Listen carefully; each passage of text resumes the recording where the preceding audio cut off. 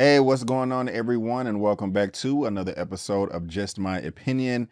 Guys, this one right here, we're doing a reaction to the latest episode of Secret Invasion, episode 4, titled Beloved. Fury must make some hard sacrifices. Now, guys, I want to let you know that this is going to be a spoiler-filled reaction. I'm going to spoil this episode up, down, left, right, in, and out.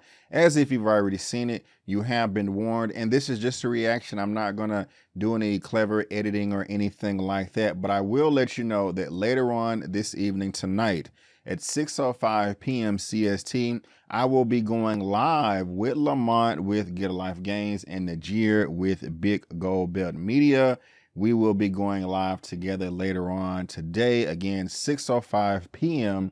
CST. We're going to get all into the nitty gritty, all the good, all the bad, and what we think will happen next. So if this is your first time here, subscribe to the channel and come through tonight, again, 6:05 p.m. CST, as we get into this episode. And I will say, with my initial reaction, I really did like the episode. At the end of episode 3, we thought that, oh my gosh, Rhodey is a scroll. It cannot be. Is that's the reason why he was so mean and dismissive with Nick Fury towards the middle or end of episode 2? And at the beginning, or not the beginning of this episode, we find out that Rhodey is a scroll, man. Damn. How do you guys feel about that? My next question that I want to know is, how long has Rhodey been a scroll? Has he been a scroll since 2008? When the MCU first started? No, it can't be, because that was with Terrence Howard. Or has he been a scroll since the Avengers, Age of Ultron? Was he a scroll? Was there some switching in and out during Endgame or after that? Because Rhodey was there. He did not get blipped, so maybe he could have got switched in and out there, but I am really eager to know, like, what's going on with Rhodey. Now, another thing that we got in this episode was Emilia Clarke's character, Gaia. She is alive. She experimented on herself, and she now has the extremist technology in her blood, in her system, in her DNA. And we remember that from Iron Man 3. I'm kind of glad that they're able to bring that back. That was expected with her being such a popular actress. I don't think that she would have been dismissed out of the show and just died off and not come back.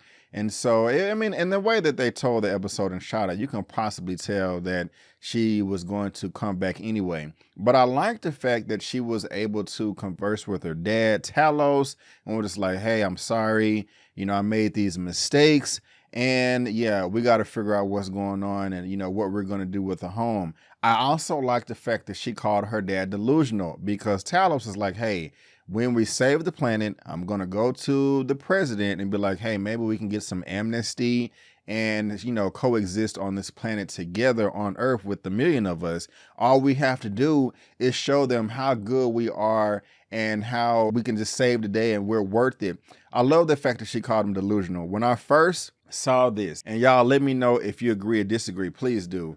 I was like, this just sounds like some black people that are still in the country living today. It's like, oh my gosh, all we have to do is just show the white people that we're good and we're caring and we can do this and we can do that. And then they're finally going to accept us as equals. Like, no, we cannot make that mistake. Some of you been like, oh my gosh, why are you throwing race into this? Because it is. I mean, that's what the show is about anyway. It's a whole completely different race on the planet, on Earth, you know what I'm saying? So that fits in, and it's just, I like the fact that God was like, no, you're delusional. That's just not how things work. And we've tried that. They've been trying it for 30 years. We've been trying it for 400 years, you know? And so you kind of have to adapt a new mindset. But I do like that. I really did appreciate that right there. Now, what's also interesting, we have Priscilla, Nick Fury's wife. Man, I love how resourceful this man is, with him able to bug everything. And he was on game. She was just like, hey, this is the Fury, this is the new Fury. You know, he is going to pass out from exhaustion and headaches. And, you know, this is not the Nick Fury that we know from the past. And mind you, when the episode started, we got the classic Fury with the patch, with the trench coat, all in black, with the cap on. I loved all that. And then they was talking about the poem and the beloved, and that came back and circled around. But again, I love how resourceful Nick Fury is. He was able to bug Rhodey and Priscilla, his wife, and figure out, okay, they are trying to kill me. I need to do something about this. But then it was confirmed that Rhodey was a scroll. And not only is he a scroll, he's a woman scroll. That was a woman's body. And when he wiped down the mirror, you know, he transformed real quick. But I love the fact that Nick Fury was able to break into the office. Rhodey's like, what the hell is going on? You know, you broke in here. He tracked him with the liquid, not finna say liquid nitrogen, with the liquid tracker. So I do like that. But at the same time, the amount of heat that Rhodey threw back at Fury, talking about, hey brother, I got you on CCTV right here, man. The camera, you shooting Maria Hill in the stomach, you know? Or they're gonna believe that this is the green 6-foot alien. I was like, damn, you know? So I'm also glad that Fury did not reveal all of his cards early on. I don't think that Rhodey knows that he knows that he's a Skrull. And does Nick Fury actually know that Rhodey is a Skrull? You guys let me know what you think. Do you think that Rhodey knows that Nick Fury knows that he is a Skrull? And I love that scene. That was my favorite. That was one of my favorite scenes in episode 2, seeing them go at it. But I like this as well. Like, hey man, we got to stick together, my brother. Won't you get this liquid courage right here and all of that. Now, the action scene at the very end, I really did like that. That was nice. And I like the fact that with Talos being shot, he is not able to control his transformation.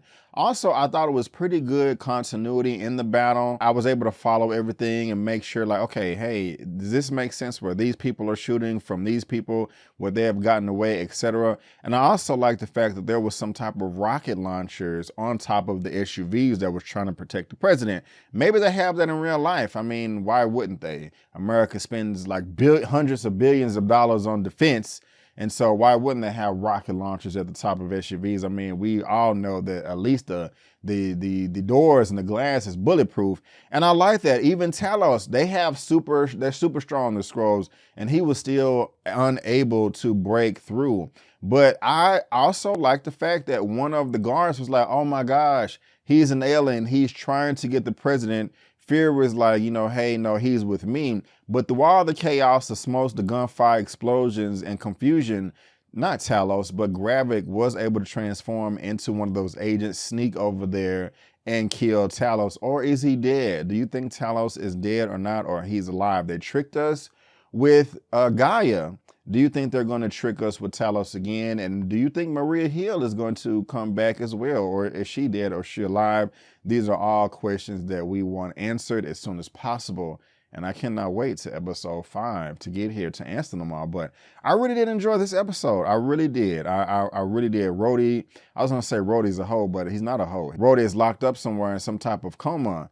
And this new Rhodey, that's not Rhodey, that's a Skrull. So of course he's gonna act like a hoe and be disrespectful to Nick Fury. But Nick Fury is still that Nick Fury. You know, he's resourceful. He bugging the hell out of everybody, getting data, getting intel. And so it was a great episode. I really did like it. Great action at the end. And hopefully episodes 5 and 6 can be as good or better. But guys, let me know what you think about this. And again, I will be going live tonight. What is that? July the 12th, Wednesday, 6:05 p.m. CST, right here on the channel. Please, please. Oh, I put this at 6:05 a.m. Let me change that right now. I'm tripping. I am tripping. I was trying to get this ready as I was preparing for this video. So I am going to update this literally while I am making this video. I am so happy I caught that. So we're just going to click the edit button right here. Yep, change that from AM to PM. Hit save. And then we're going to refresh this page. Okay, so we're going to, so it still says AM, right? Let me hit the refresh button. Bam, now it's changed to PM. Okay, that makes much more sense. 14 hours from now that I'm shooting this video, because what time is it in the morning? It is 4 o'clock in the morning right now. I'm shooting this. But guys, again, I just want to thank y'all so much for tuning in. And before you go, don't forget that my name is B. Avery, and that's just my opinion. Peace, and I'll see you next time.